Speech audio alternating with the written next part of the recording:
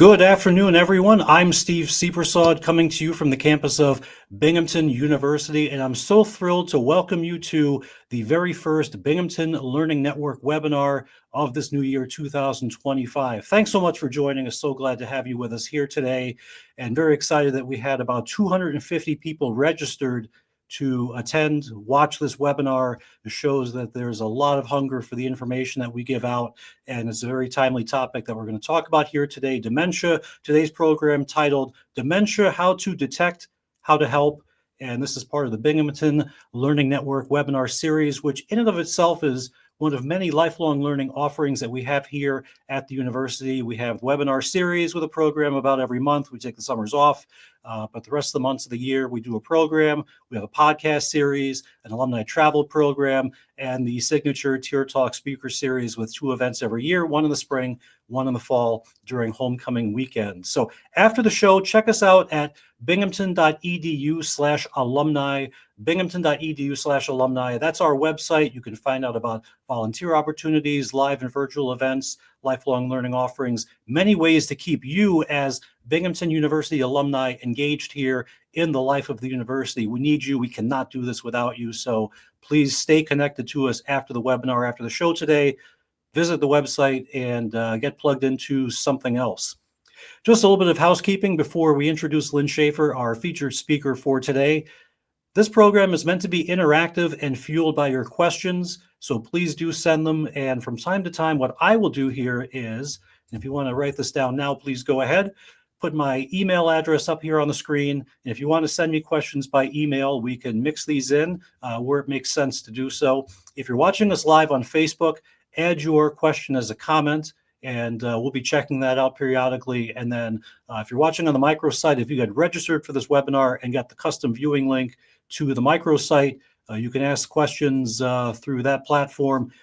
3 different ways to take your questions, and we want this to be interactive. So start now if you want, or at least start thinking of the question. If you want to send it now, certainly that is okay as well. But we want to make sure that we provide you with the information that you want. We know many people are personally affected by this topic, and certainly I'm among them. And it's tough seeing family members dealing with dementia, and we want to know the best ways to help them. And this is what this program is all about, to give you that information to make you well equipped to do that. Now we'll go ahead and introduce our featured speaker for today. So let's give a warm Binghamton hello to Lynn Schaefer from the class of 1991. Say a warm Binghamton welcome. It's about 10 degrees here in Binghamton, but that's a lot nicer than the -6 we woke up to at around 7 o'clock this morning. So she is coming to us from Nassau County on Long Island. She is the director of neuropsychology at Nassau University Medical Center. Her professional interests are the remediation of neurobehavioral disorders. I have to put my glasses on to see this, and I'll read a little bit. She can tell you much more. Deals with brain injury and dementia, educational outreach, and decision-making capacity. She has co-authored numerous books on this topic, teaches at the university level, very, very involved and very passionate about wanting to help people, and especially wanting to help people in the Binghamton University universe. So Lynn, thank you so much for joining us. It's awesome to have you. Thank you, Steve. And thank you for joining us today. Okay, so as Steve mentioned, I'm Dr. Lynn Schaefer. I'm a clinical neuropsychologist, and I'm here today to talk about dementia. Okay. So dementia is in the news a lot. It's a pretty concerning public health issue. And unfortunately, as Steve mentioned, many of us have personal connection with dementia, either family members or people that we know. So it's an often misused term. So I'm going to define exactly what dementia means.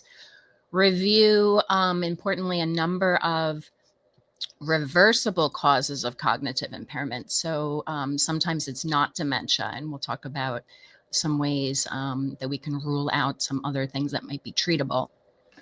Excuse me. How to detect dementia, and who to go to for that, and how to support a family member that might be exhibiting symptoms. So what to look for and who you might turn to if you see something. I apologize in advance. I've been getting over an upper respiratory infection, so hopefully you can understand me. Okay, so what changes occur normally with age? Because as we age, some things do start to slow down and start to change. For example, our reaction time starts to decrease. We tend to do things a little slower, process a little slower. Our senses, vision, hearing, etc., also might start to diminish and might need assistance. We don't acquire new information as quickly. It will take us longer to retrieve words, names. It might be harder to multitask, to pay attention to more than one thing at the same time. And sometimes it's more difficult to access information when we need it. It might be in there, but we can't always get it when we want. So sometimes that going back out of the room and coming back to say, what was it I was looking for? What was I about to say? Sometimes it comes back to us. However, some changes should not occur and may indicate a disease process. So memory decline is not inevitable. Dementia is not inevitable by any means. So I do want to put your mind at ease about that. Okay, so what is dementia? Now, the term dementia is actually an umbrella term. So many times when I speak with older adults, they use the terms Alzheimer's disease and dementia interchangeably. And while Alzheimer's disease is certainly a type of dementia, there are actually many, many, many types of dementia. Clinicians use the term dementia specifically to mean a significant decline in one or more cognitive domains. This could be memory, but doesn't have to be memory. Language, attention, perceptual motor, social cognition, executive functioning. These are other types of cognition. The decline is based on the concern of the individual and or others, family members, for example, and is documented objectively by assessment. So it's both objective and subjective. It's a significant impairment in social and occupational functioning. So just having possibly cognitive impairment that's not affecting your life is not dementia. It has to influence you throughout. And it doesn't occur exclusively during the course of a delirium, which is waxing and waning attention and is temporary. Okay, so this is the technical term of dementia. And there are many, many causes of dementia. Some are actually treatable and reversible. For example, on this list is normal pressure hydrocephalus, which actually is treatable.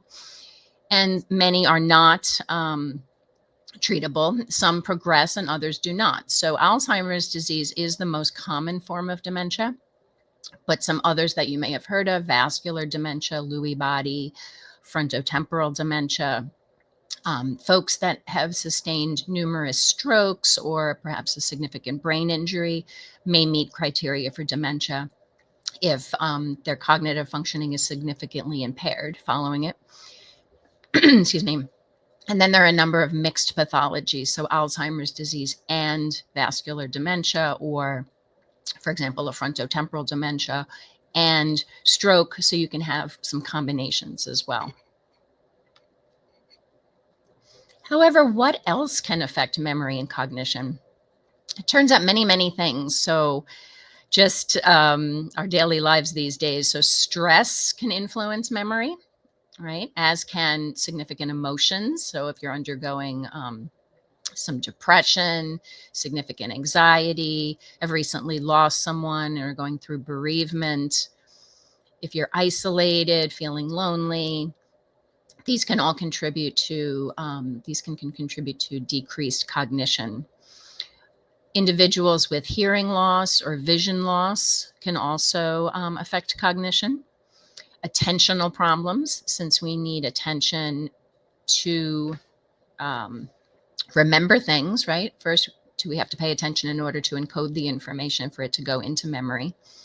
Severe pain can influence memory and cognition. So these are just some things, all affect the ability to encode information, again, thus moving into memory. So if we don't encode the information in the first place, whether it's due to depression or stress or hearing impairment, then we don't have any chance of remembering it later.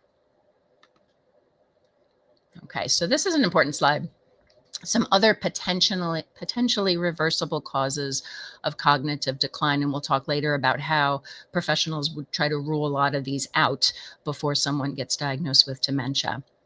So older adults with vitamin deficiencies, those with a poor diet, any kind of infection, particularly urinary tract infections, which can be stealth. The person might not necessarily have symptoms, but a physician could rule that in or out with a urinalysis. Metabolic conditions, drug substance abuse, excessive alcohol use. Again, our ability to metabolize things like medications and alcohol decreases as we age, so it's easier to overdo it there. Medications, including new medications, over-the-counter medications, polypharmacy, so multiple medications on board at the same time. I just told Steve I had some cold medicine yesterday, which is kind of making me a little dizzy today. So medications can affect us, Benadryl, things like that. Sleep disorders, particularly sleep apnea. Other medical illnesses, long-term hypertension, diabetes, hypothyroidism, particularly if untreated. Recent surgeries and effects of anesthesia, which can last some time afterward, even though they're temporary. So these are all really important things that if you know of someone having some cognitive issues, we want to look into these because they're potentially, again, treatable, and we can reverse any potential cognitive decline. Okay, so what are some warning signs of dementia? When should we be concerned for ourselves or a family member or somebody we know? Okay, so if there's a major change in social behavior, personality, mood, or cognition, and I italicized the word change, I'm going to keep saying that. So if someone is having new trouble engaging in common household or job-related activities, things you do every day. So an older adult that may now have difficulty paying the bills, even though this is something they previously always did. If someone cooked frequently and now suddenly can't remember the recipes that they've been using for years and years. Driving, suddenly, repeatedly getting lost while driving, while normally this was not an issue. So again, the important thing is change. If they normally could do this and now are having difficulty, okay, repeating themselves constantly, unable to organize even relatively simple tasks, trouble getting dressed, okay, getting lost in familiar settings. And it may not even be memory. Someone might have difficulties in problem solving, making decisions, planning, organizing, severe word finding difficulties. I already said in normal aging, there is some trouble coming up with words and names, but forgetting maybe close family members' names that previously they could recall. And keep in mind that a family member or friend might not perceive the difficulties the same time as you do. So many of my individuals that come for assessment are often very unaware that they're having cognitive issues, and it's their family members that are reporting the difficulties. So not everyone's going to notice something at the same time. Okay, in addition to cognitive and behavioral changes, there are also some psychological abnormalities, behavior change to look out for, new agitation. So individuals that are confused, seemingly disoriented, appearing to not understand directions or instructions, acting impulsively or what we call disinhibited. So just inappropriate behavior, sometimes more childlike behavior, becoming more aggressive, having a decreased frustration tolerance, so being more easily overwhelmed, trouble controlling emotions. You may see commercials for pseudobulbar affect, something like that, where people might just start crying spontaneously or laughing uncontrollably. Again, change is the big thing. So if this is something unusual and it's been happening a lot lately, that might be concerning. The opposite, decreased motivation, lack of initiation. Someone that normally managed their diabetes with insulin injections, for example, now not looking after themselves, forgetting to take their insulin, maybe something to follow up on. A personality change, any sleep disturbances, again, symptoms of depression, anxiety, and we may even have psychosis. So patients who are now seeing things that aren't there or hearing voices, that might be something certainly to get worked up. Lynn, if you don't mind, I'd like to jump in with a question really quick. And so I'd ask the viewers start thinking and sending questions, and we have one already. So it says, please talk about NPH, how to diagnose, how to cure, and the success rate. NPH is normal pressure hydrocephalus. That was on my list of causes of dementia early on. That basically means a buildup of fluid within the brain, and it's caused by the villi that normally recirculate the cerebrospinal fluid throughout the system have been clogged. With age sometimes happens. And this can be surgically corrected. It's called a VP shunt, where a shunt goes from the ventricles of the brain to the peritoneum, and they can shunt off that fluid, the cerebrospinal fluid. I've seen a number of individuals who, after surgery, the dementia does clear. The problem is sometimes the shunt can block and may need corrective surgery then to unblock the shunt over time. So I forgot what the question was, but how treatable is it? It can be miraculous, but it can be easily diagnosed with a CAT scan. So just a simple X-ray or CAT scan of the brain. If the ventricles are greatly enlarged, that indicates that the cerebrospinal fluid is backing up. So that one is one of the types of treatable dementia. And I have one more question. I think it's something that you might come to a little bit later, so we don't want to steal the deal on that. But the question is, can you speak about medications available to help dementia and how effective they are? Yeah, I'm going to get to that a little bit later. If that's okay. All right, so I'll work my way to treatment in a little bit. So some of those behavioral changes that we talked about have to do with the areas of the brain that are affected. I don't know if you can see my cursor, but so the limbic system, including hippocampus, which has to do with encoding memory, but is closely related to other areas of the limbic system, which then have projections to frontal lobe in the brain. So again, underlying a lot of these behavioral changes when this area starts to degenerate. Okay, so what do we do if we think a family member or yourself or somebody you know might need professional help? I get asked this question a lot. Honestly, you can start with your regular doctor, their regular doctor, PCP, internist, physician's assistant, whoever you normally see might be the best place to start. Only because sometimes to get in to see a specialist might take a long period of time. And also your regular doctor can rule out some of those reversible causes of cognitive impairment that I mentioned. If problems still persist and you need to see a professional, you'll want to find someone who specializes in cognitive issues in your age group. So if you're an older adult, or this is for an older adult, you might be looking for someone in geropsychiatry or cognitive or behavioral neurology, neuropsychology. I'm a neuropsychologist. I work with a lot of older adults doing cognitive testing. Okay, so you're going to want, again, usually someone who's working with the brain, neurology, psychology, psychiatrist, possibly even social worker to help you navigate who to see.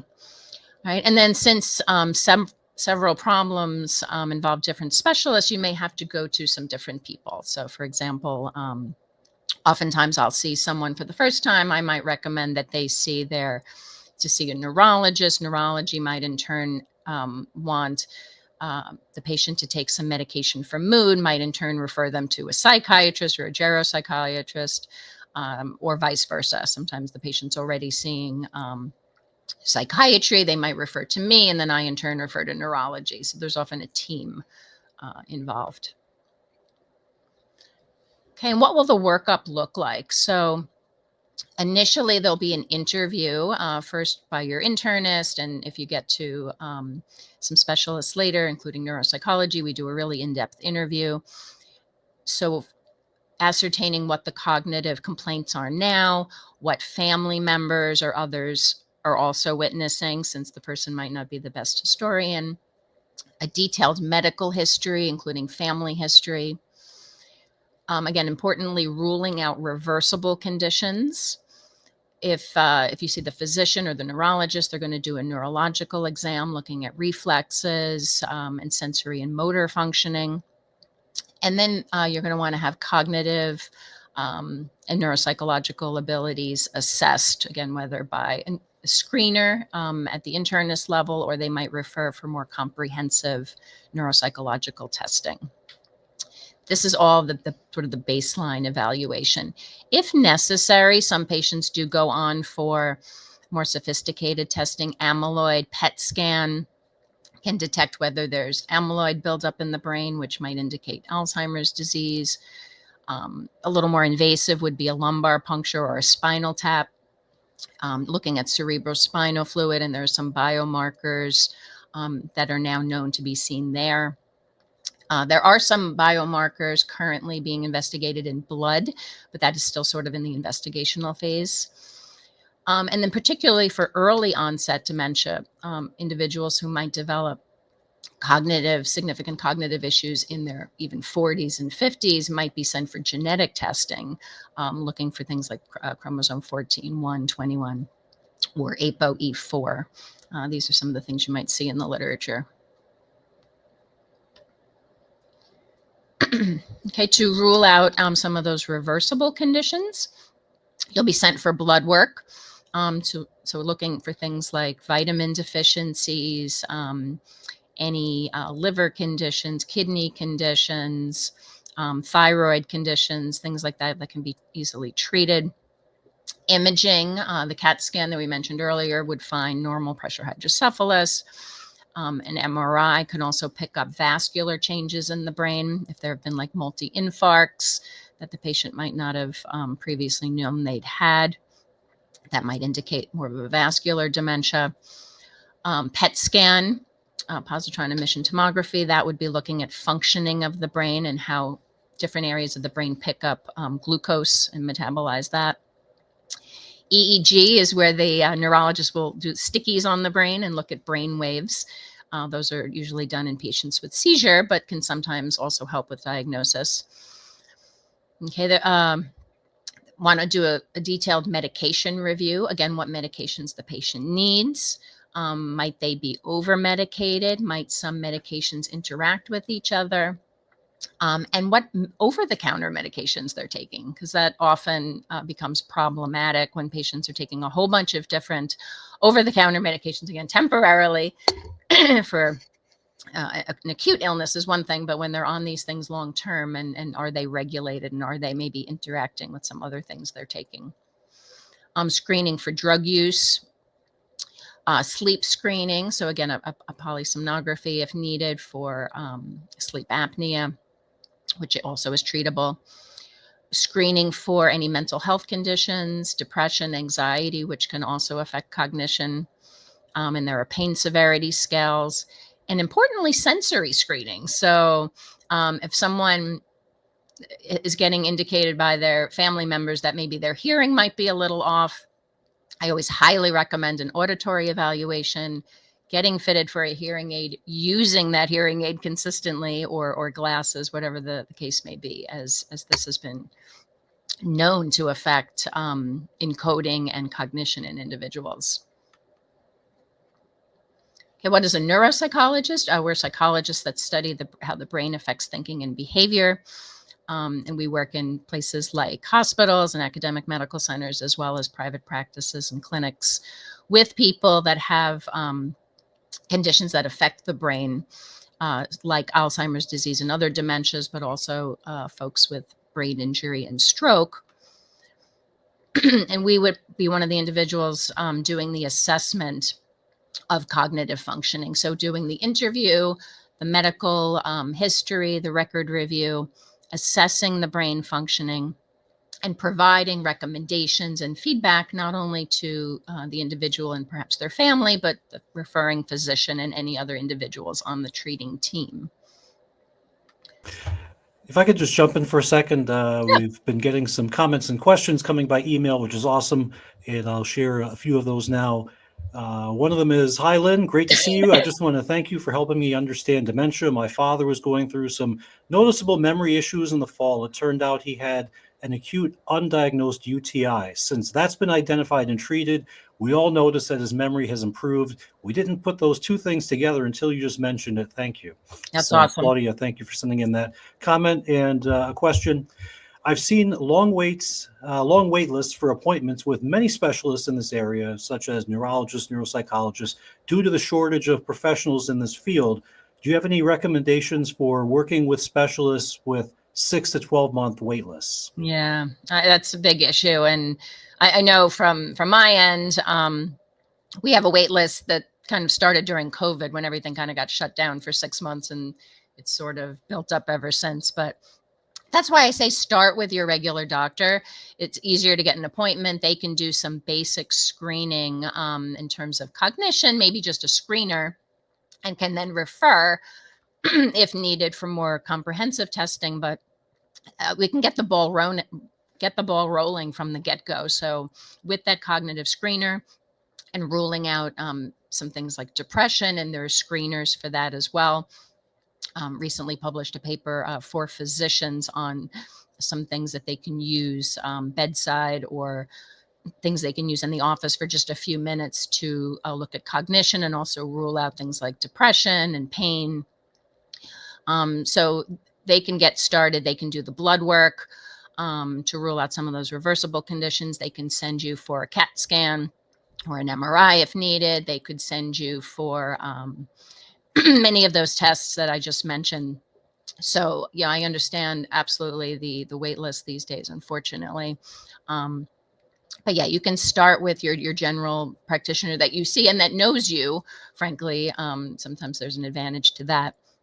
So they might concur that something is a change, and can definitely get some of those tests done ahead of time, because that's also an issue, is when you do see the specialist, and if it's 6 months later, I'm going to want to see the results of all those previous tests. If you're seeing me first and none of those things are done, I just then have to send you back to your original physician to get those tests.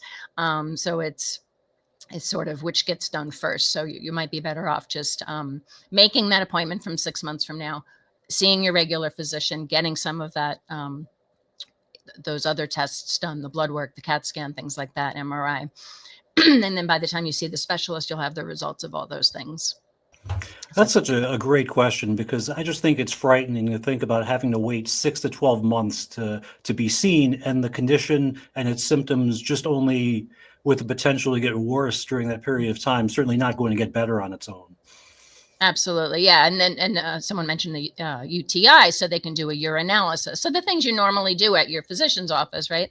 You pee in the cup and you do some blood, and they can send you for a CAT scan. And right there, they can rule in or rule out a lot of things that might be treatable right then and there. Maybe there's no need to send to the specialist. If it's being caused by a UTI or being caused by decreased thyroid condition, maybe some medication can reverse that. So like I said, make the appointment with the specialist, but see your regular physician first and get all these other things done. And maybe, like I said, you might not need that appointment, or by the time that appointment comes, they'll have all the results and can go from there. If it's okay, I'd like to bring in two more viewer questions, and then we can go back to the rest of the slide deck, if that's okay. One of them: how much of geriatric dementia is family-based or genetic? How much is environmental? Is there a protective action for staving off family-based dementia? That's a great question. I wrote down something very similar about prevention, if there is a way to possibly prevent or sort of mitigating your risks. But I'll let you handle that question, or the set of three questions he asked. Okay, that's a good question. So how much is genetic? How much? Unfortunately, we don't know. That's the honest truth. For early onset dementia, they do know that there's a heavy genetic involvement. So and again, individuals who are developing dementia in their 40s, 50s, early on, there tends to be more of a family history, and there's a big genetic component. Everybody else who's developing it after age 75 and after age 85, it could be, we don't know. Studies now coming out that it might be some combination of the immune system combined with environmental factors. But I'm going to mention, there's going to be several slides about prevention, so I will save that for a few moments from now. And I said we had a second question, but I just read the email and it's very similar to the one you just answered. So we'll go ahead and roll on, I guess. Okay. Yeah, so when you do get to the point of a more comprehensive assessment, the cognitive domains that are being tested include not only memory, right, which is often a common complaint, but attention and concentration. Since I said you do need to pay attention and have intact attention in order to encode the information to go to memory. They're going to assess language, your ability to come up with words and name items, processing speed, which does decrease with age, but we're going to compare you to others in your age group to see if there's an impairment. Something called executive functioning, which involves all those fun things: planning, organization, judgment, abstract reasoning, and behavior. And then we look at motor speed, we look at visual perceptual functioning, and sometimes intellectual functioning, as well as we do tests of social and emotional functioning, behavior, and personality. So it's a very comprehensive test.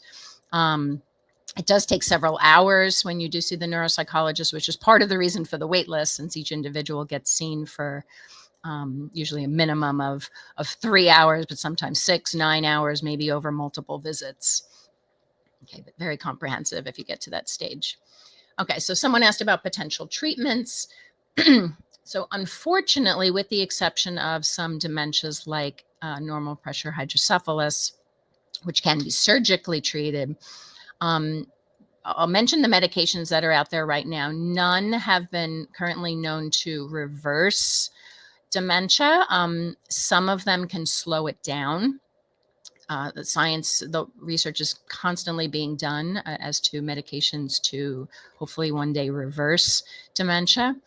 But the treatments are often multidisciplinary. So there might be therapies involved, occupational therapy if the patient needs some help learning to dress again, or work with their activities of daily living.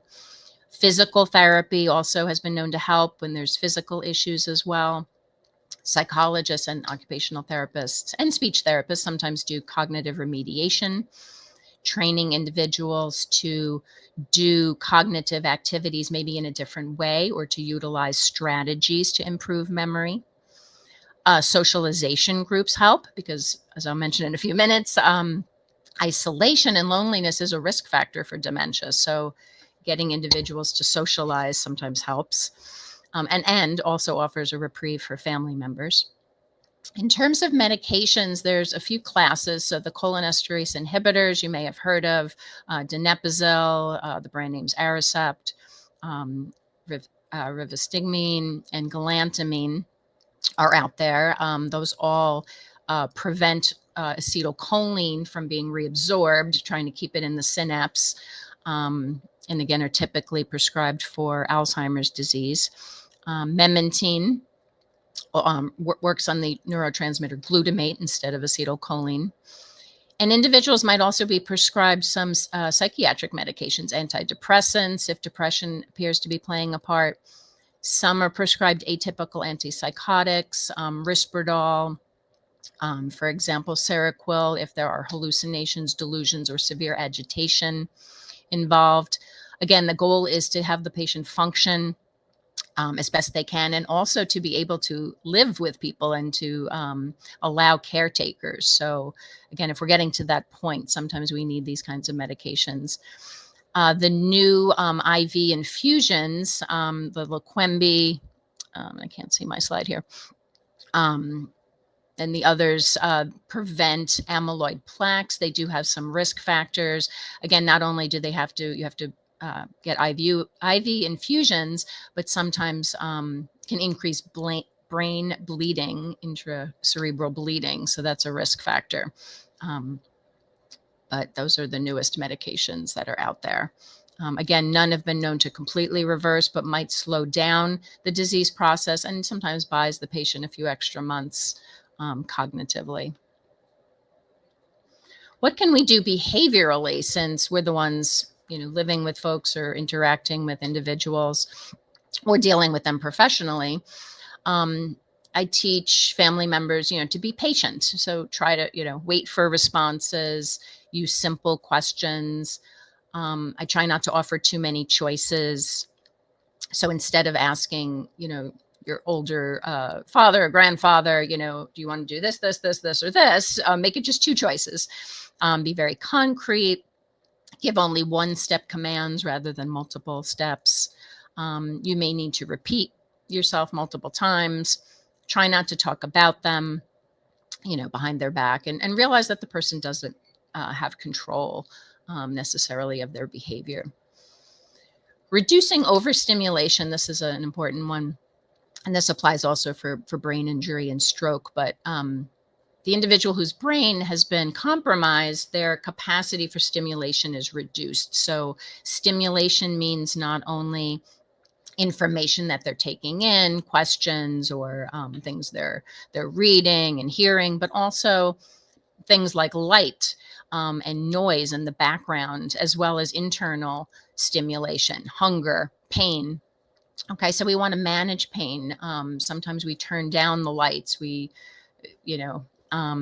there's music in the background and other people, we might shut the door. So trying to reduce overstimulation if possible, removing any triggers in the environment. Sometimes we distract individuals. Music has been shown to be very calming. Maximizing the individual's capacity. So that means making sure they can see, they can hear properly. Okay, and we're attending to any safety or bathroom needs. All kind of basic things, but if the patient's not really communicating, things we might not think of. I'm going to jump in with a question and say thank you to everybody sending in questions. These are great questions. And like in many other situations, if you're the one who steps up and asks, there are at least 10 others that have the same question and want the same information. And so here's one that comes from Susan. Can you talk a little bit more about dementia caused by excessive alcohol use? Are there specific behavioral or cognitive changes that are more or less likely with this type of dementia? At what point, if any, would this type of dementia not be treatable or reversible? Yeah, if it's not too severe, it has been shown to be reversible with complete abstinence, alcoholic dementia. In addition to profound memory problems, sometimes they also have what we see as visual spatial issues and sometimes some executive functioning as well. But as you may have alluded to, in severe alcoholic dementia, you might actually cross over into what's called Korsakov's encephalopathy, usually preceded by Wernicke's encephalopathy. So the patient might have had trouble with motor functioning beforehand and some delirium, and then might develop profound anterograde and retrograde amnesia. So sometimes it does reach the point of not being reversible regarding memory. But early on, they're going to want to do infusions of thiamine and other vitamins just to restore the malnutrition that's the result of the alcohol. But yeah, that is another type of dementia, or can be.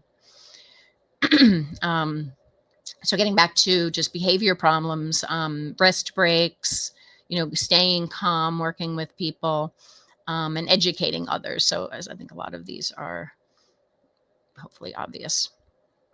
All right, but realizing that the person's behavior is a form of communication. They're trying to tell you something.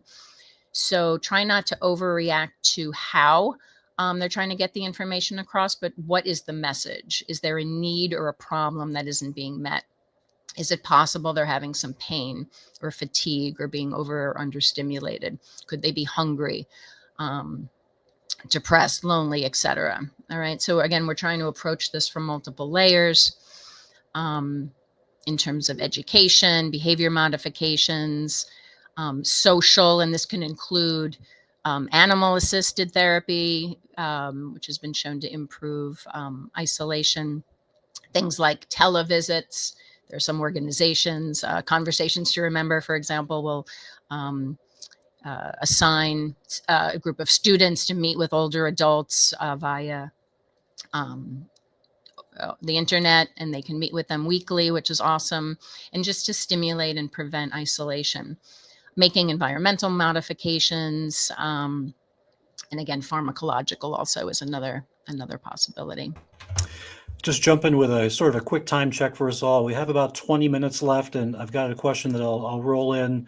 Lynn has about 10 slides left, and we'll go a little bit after the top of the hour, 1 o'clock. We advertise this generally as a 1-hour program, but I know with the volume of questions coming in, we may go into a little bit of bonus time, which we're willing to do. But if we can't get to your question, the very last slide here in the PowerPoint will have Lynn's contact information. So take a screenshot of it, write it down, and make use of it. If we're not able to get to your questions, and we'll make every effort to try to do it, but we may be in a pinch a little bit later on. So just wanted to kind of level set that for everyone.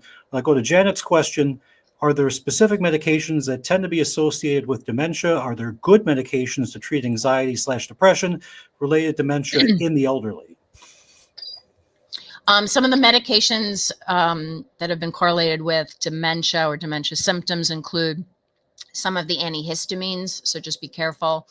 The ones that are anticholinergic, like the Benadryls and things like that. Again, okay occasionally, but not taking it on a nightly basis or a daily basis. The anxiolytics, I think you're referring to, like benzodiazepines for anxiety. Those can also be implicated in cognitive impairment if used for the long term. So for anxiety, long-term anxiety, sometimes the psychiatrist or the internist will prescribe an antidepressant instead that can work also to treat anxiety as well as depression, and doesn't have those cognitive effects potentially long-term that you might see in those anti-anxiety medications, like Klonopin, Xanax, things like that. So you just have to be careful and be aware. That's a good question. Got one more question. I'll tab over in my email to give you this question from Cheryl. Are patients often on multiple classes of medications in addition to the newer IV infusions? The other Alzheimer's medications? I honestly don't know. Sorry. I feel like they might have used some of the earlier medications first and then later done the infusions, but I don't know, to be honest, about that one. Yeah, some of these things are within the last year have come out. So some of them are still being studied. Some of them are coming off of clinical trials. There's some being developed right now. So it is a hot area, thankfully, of science. So some people have asked about prevention and also how to improve our memory right now. So I want to spend a few slides talking about this. So there are lots of things we can do right now to increase your brain health and hopefully stave off prevent dementia. So for example, intellectual and social leisure activities, that might have been an arrow for decrease, is supposed to decrease the risk of dementia. So just staying active, right? I think we all look forward to maybe retiring someday. And just laying in bed every day or sitting on the couch is probably not the way to go for our brain. We do want to stay involved. We do want to stay active, both physically and mentally. So anything from reading and playing games, visiting friends, right? And if we can involve physical activity, even better. Music, dancing, okay, a whole bunch of activities, volunteering. People often ask about brain exercises. I forget the names now, luminosity, things like that. Studies have shown that they tend to improve performance on those exact activities, but they may or may not generalize to other activities you're doing in real life. So I always tell patients, don't spend a lot of money. If you want to do those things or add them as supplements, that's fine. Some brain games, but there's plenty of things you could do for free or that you can do just in your daily activities, which will probably be just as good for your brain. in terms of improving your memory, try not to be anxious when recalling information or when learning it, right? Easier said than done. So I'm sure many people have tried to think of a name or something, and then you start to panic. Oh my God, I can't think of the name. And then you start getting worried. Am I going to get dementia? I couldn't remember something the other day. I'm getting upset. And the more upset, right, or anxious you're getting, it's just going to make it more and more difficult to recall it. Very often, if you just let it go, I tell people, it'll come back. It always comes, right? A few minutes later, they think of it. So try, it's hard, but realize that the anxiety, right, is going to increase cortisol, which then makes it more difficult to recall anyway. So do try to not get yourself worked up if possible. Writing things down sounds, basic, but writing things down, or, if you're tech savvy, right, recording or putting it in your phone is fine, especially appointments. Having a memory place, a place that you always put all your important things when you walk in the door, your phone, your keys, your wallet, your purse, if you have one, all those important things go in one place. Don't scatter them all over the house or apartment and then you can't find them. All right. So just being organized really helps with memory. And then strategies like associating something new that you're learning to something you already know. Oh, that phone number is just like my neighbor's, but the last 2 digits are different. Okay, might help, or a name. Visualize where you learned something. So sometimes bringing in another sense like visualization can also help. Categorizing information, going with a shopping list, right? Certainly if you break things down by aisle or by category, that's easier than just a random list. Paying attention so we can make an effort to reduce distractions. Active listening, so repeat. I'm not saying repeat the same question over and over again, but rather repeat. If someone's telling you something, repeat it back to them. Make sure I understand what you're saying. Is this what you said? Encoding more than one sentence, using more than one sense. I've told patients, for example, if you're locking the door and you're one of those people that just kind of does it really quick and then drives away and then said, oh my God, did I lock the door?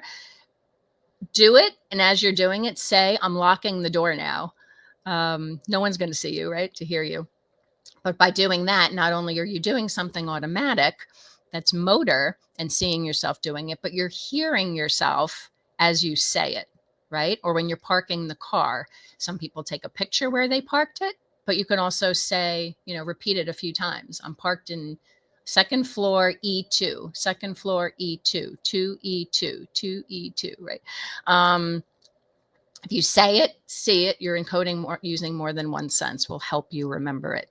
Slowing down, right? The more we rush, we also increase anxiety and cortisol. So slowing down, and again, use it or lose it. Some strategies. I keep coming back to optimizing our senses, hearing aids. I can't tell you how many individuals I've tested that had they had their hearing aid and actually used it and it was working, would have improved their memory substantially.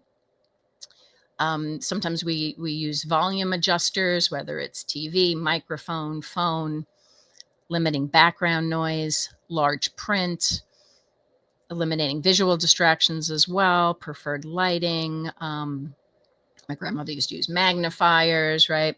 I have glasses all over the house. Sometimes people have a preferred time of day. So trying to have a conversation with your older relative when you know it's not their best time of day, they're probably not going to be at their best. So sometimes we just work with individuals when they're optimal, if there's a time. Okay. And then some physical ways to optimize, right? In terms of curb cuts and things like that. External strategies. I talked about the memory place, a place where you put everything, and then utilize all these things: phones, calendars, lists, auto pay, so you don't forget to pay a bill, alarms on your clocks, on your phones, timers, pillbox. And I don't know why, but I have such resistance sometimes by individuals that, what do you mean I have to use a calendar? Or what do you mean? I don't need a pillbox. Why not? I use one. I've always used a calendar. None of these are a sign of weakness. The best thing you can do is to use the tools. If you use a hammer to pound nails, right? Why can't we use a pill box to make sure you're taking the right medication at the right time? Or using a calendar so you know what day your appointment is. All right, the tools exist. Find them, use them, see what works best for you. There's no shame. If anything, it's better to be functioning better. All right, internal strategies. Some of these I went over already. Self-talk, reducing distraction, using more than one sense. I talked about association, acronyms, right? Or coming up with a word, with a name. You might go through the whole alphabet. Visualization, chunking is kind of grouping information into chunks. I think I did some of these already. All right, so what are the best prevention strategies? In a few meta-analyses where they looked at a number of different things, everything from Mediterranean diet to exercise to red wine, which I was hoping would bear out, to ginkgo biloba and brain train and all these things.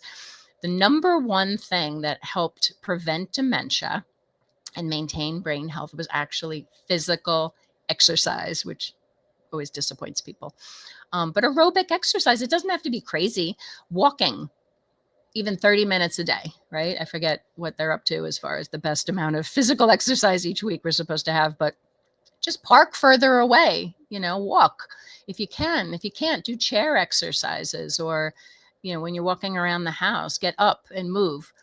Aerobic exercise, anything that gets your blood flowing. Your heart is connected to your brain. We want the blood flowing. So physical exercise is the number one thing we can do. If that helps you. It is January, right? Everyone's out there with their New Year's resolutions. Eating right, okay, also important. There's different diets that have been espoused, the Mind diet, the Mediterranean diet, but maintaining a healthy weight, reducing trans fats, increasing omega-3s, antioxidants, things like that. Okay, there's plenty of literature out there. If you don't smoke, don't start. If you do, try to quit. Avoiding excessive alcohol use. A lot of stuff is coming out now regarding how much alcohol is actually okay, and it's a lot lower than we previously thought. Regular checkups, right? Controlling blood pressure, blood sugar, keeping our weight in control, reducing stress, good quality sleep. So these are all, right, things that, what's the book? Everything you learned in kindergarten. But diet, exercise, sleep, reducing stress, these are all really, really important. And these are the number one things that are going to help us not only be healthy now, but hopefully stay healthy into the future. Getting these things under control. If we know there's a problem, seeking treatment and being consistent with it. In addition to physical exercise and diet, socialization was shown to be really important. Hey, if you can combine those two things, even better. So if you join an exercise group, right? Dancing class, aerobics class, meet some people. Could be card games. So you could be doing some brain exercises, chess or mahjong or something in a group. But being alone, isolated, is very, very bad for your brain. So socialization is important, trying new things. I talked about maximizing senses, just having, they call it an attitude of gratitude and more positive thinking if possible. And look, if there's a family history of dementia, if you know that you're an ApoE4 carrier or you've had a past brain injury or stroke, you're going to want to see your doctor sooner, because those are all additional risk factors. But there's lots and lots of things you can do right now for your brain, which have been shown scientifically to help. Okay. What about ginkgo and supplements? I forget the names, Neurotiva or something. A multivitamin, doesn't matter what kind, has been shown by multiple studies to improve cognition and brain health and stave off dementia. So if you're not taking a multivitamin, that's like the one thing I could recommend taking every day. Other supplements, they're just not FDA approved, so they're unregulated, and we can't really recommend one versus another. Ginkgo in very high doses has been shown to cause brain bleeds sometimes. So that's the last thing you want. So, everything in moderation. I would run anything by your doctor, especially if it might interfere with other medications you're taking. But again, we can recommend a multivitamin. So if you're not taking that, you can go buy that later today. Right. So just overall, some changes do occur with age, right? We just slow down over time and things become a little bit harder maybe to retrieve. But dementia is by no means inevitable. And if you see signs, and I think I've pointed some out, there are lots of professionals who can help. You can start with your regular provider, your physician's assistant, your nurse practitioner, your internist, whoever you normally see. And there are lots and lots and lots of things you can do right now for your brain, which again will improve your cognition now and hopefully again stave off dementia later. So I hope that puts people's minds at ease. Okay, my namaste brain. And that is my contact information. My email is at the bottom. Like Steve said, I totally don't mind emails. I may not always get back to you same day, but I will get back to you. So feel free to email with any additional questions. Looks like we do have a couple of extra minutes. So thank you so much for attending. And yeah, a real public health concern in the news a lot. And but be optimistic. There's research going on as far as treatment. But there's lots of things we can do to keep our body healthy and our brain healthy and hopefully to keep our cognition intact. So thank you. Lynn, thank you so much. And I hope everybody watching will find this information to be not only useful, but also encouraging. And I think the ways that many people have been conditioned to think about dementia are very discouraging. And to see that some forms of this could be reversible, I think could be a reset for a lot of people. And I think, it's a great message to share. So thank you very much. Absolutely. And we have about 3 minutes before the top of the hour, but as I said before, we're okay going a little bit past 1 o'clock, not too much, but within reason, so that we can go ahead and get to your questions. I know some of them have been sent in about 5 or 10 minutes ago, so you may be eagerly awaiting the answer to it and concerned that we may not get it in. So let's go ahead and roll through these. One of them is, hi, thank you for organizing this webinar. I have a question. Can you discuss any link between screen time and social media and dementia? Screen time. Well, too much screen time near bed before we go to sleep. The blue light that is given off by, for example, iPads and phones. There is some in TV, but less so. Has been known to overstimulate our brain and can definitely affect certain waves of sleep, REM and others. So that can definitely affect your sleep quality as well as possibly sleep quantity. So as far as social media or screen time and sleep, we know that sleep affects cognition and can poor sleep can affect or contribute to dementia. So that's the one area I know. As far as social media in particular, maybe having to do with anxiety. I don't know too much about the literature about that. I'm sorry. So the next question ties into the list that we saw a couple slides ago about things we can do, activities to keep ourselves active and get us out in the social space, such as exercising, taking a dance class, and so on. And so this question from Doug, how about playing a musical instrument? How beneficial is that? Oh, that's awesome. Yeah, if you've always played an instrument, you can learn some new material or maybe try another instrument. For those of us who don't play an instrument, it might be a little bit harder the older we get, but yeah, has been shown our brain is very plastic. It becomes slightly less so with age, but any new connections we can make doing anything new or different. Sometimes I tell people, if you're right-handed, brush your teeth with your left hand once in a while. Just causes our brain to make changes, which are good. So musical instruments would be amazing. Learning a new language. Those are sort of bucket list things, which are good for our brain. It doesn't have to be that sophisticated, but if you already play an instrument, yeah, it's amazing. And music has been shown to be really resistant to brain changes with time. So that's good. Sorry, I just need an extra second. I had to create a custom graphic because I noticed I was getting a couple of people asking the same thing, and I guess it's a testament to how valuable the program is. The question being, will this be recorded and available for playback afterward? And the answer is a very enthusiastic yes from our side.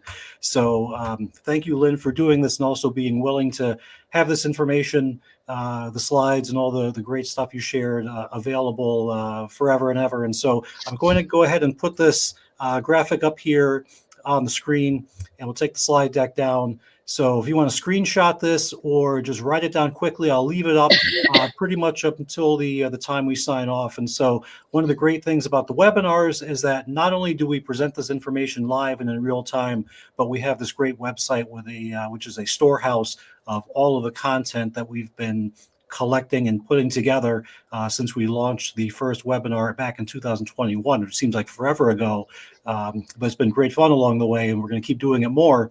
But if you want to check out this program after, give it a couple minutes after we sign off, and then that video will be available for viewing at your time, at your leisure. And check out the other programs. And certainly there's other topics that you may find beneficial, whether it's a financial topic or something related to personal and professional growth. In addition to this program, it's all there, it's all done for you, and it's made possible by alumni like Lynn, who are very generous with their time, and they really want to help people, and specifically, they want to help people in the Binghamton world because they love Binghamton and had a great experience here, and they want to give back as much as they can. So, Lynn, thank you so much for joining us here this afternoon. It's been great to reconnect with you and to offer this program, and I'm sure that there are many other people watching that feel the same way. They really deeply appreciate what we've done here this afternoon. So thank you again. Thank you. And thank you everyone for attending. And do feel free to email me with any additional questions. And that will close us out for today. Our next webinar is going to be coming up on February 5th. We will be looking at shifting gears. So if you're in a phase of life where you're basically going from what I'll call going from a saver mode to a spender mode as you're nudging along into retirement, this program is for you. And on March 5th, we'll have a program on teen mental health. So mentioned screen time and social media. We know teens are glued to their devices constantly. And so that causes sometimes some situations where they're not as present in everyday life, and it's a little bit harder to relate to them. And if you're a parent of a teenager, you know, even without the devices, it's not always easy to connect to your teen. And so we'll have a licensed social worker who is very well-versed on this topic and a published author. In addition to running her own private practice, she'll present that information. So February 5th with the retirement seminar, and March 5th with the teen mental health, and all of that great stuff is available on our website, binghamton.edu/alumni. So if you hit the tab for Connect and then go to the events calendar, all of that is there. So go ahead and sign up, share it. We want to have as many people tuned in as possible. And so it's great that we were able to offer this thanks to the support of alumni who are willing to share the information as Liz did here today. So that will go ahead and take us to the end of the program. So for Lynn Schaefer, I'm Steve Seepersod. Have a great rest of the day. And thank you again for your support of Binghamton University. Have a great day.